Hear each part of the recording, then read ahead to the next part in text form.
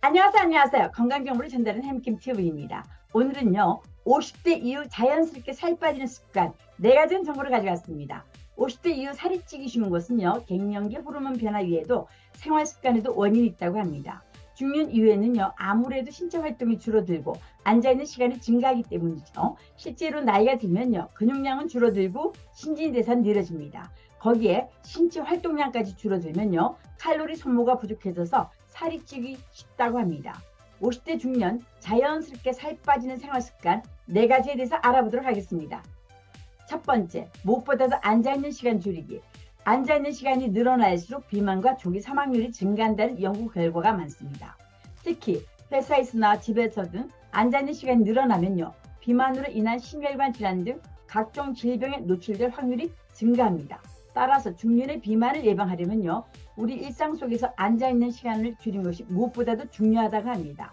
매일 규칙적인 운동도 중요하지만 하루 종일 앉아있는 시간이 많다면요, 운동으로 얻은 이점이 상쇄될 수 있다고 합니다.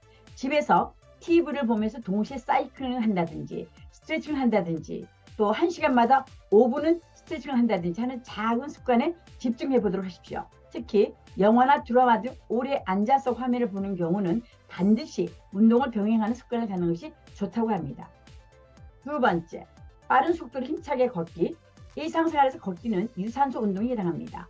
걷기에 좋은 운동화를 장만하고요, 빠른 속도로 힘차게 걸으면 효과적이라고 합니다. 중년 이후부터는요, 걷기는 살 빼는 데 가장 좋은 활동 중에 하나라고 합니다.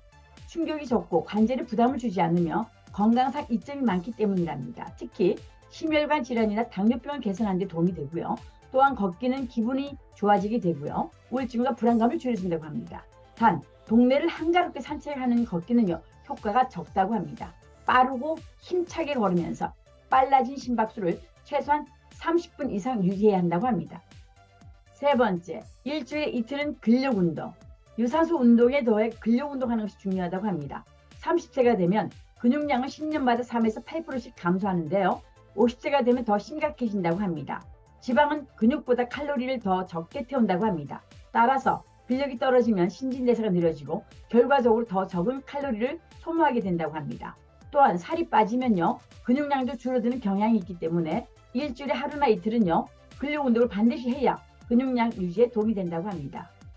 네 번째, 고단백 저지방 영양이 풍부한 식단. 중년 이후 다이어트에서 무조건 식사량과 칼로리를 줄이다 보면요, 영양 부족으로 몸에 악영향을 줄 수 있다고 합니다. 다이어트를 하더라도 하루에 일정 섭취량을 유지하면서 고단백 저지방 그리고 풍부한 채소를 섭취해야 한다고 합니다. 특히 운동을 병행한다면요, 근육량 유지를 위해서라도 닭가슴살이나 생선처럼 고단백 저지방 식단으로 풍부한 영양을 섭취해야 한다고 합니다. 흰 밀가루로 만들어진 단순 탄수화물 음식과 당분이 많이 들어간 음식은 자제하는 것이 좋다고 합니다. 이렇게 50대 이후 자연스럽게 살 빠지는 습관 4가지에 대해서 알아봤는데요, 우리가 조금만 신경을 쓰면 지킬 수 있는 습관입니다. 여러분, 오늘 내용 잘 참고하셔서 건강 지키는 데 도움이 됐으면 좋겠습니다. 내용이 마음에 드셨으면 구독, 좋아요 부탁드리겠습니다. 여러분, 대단히 감사합니다.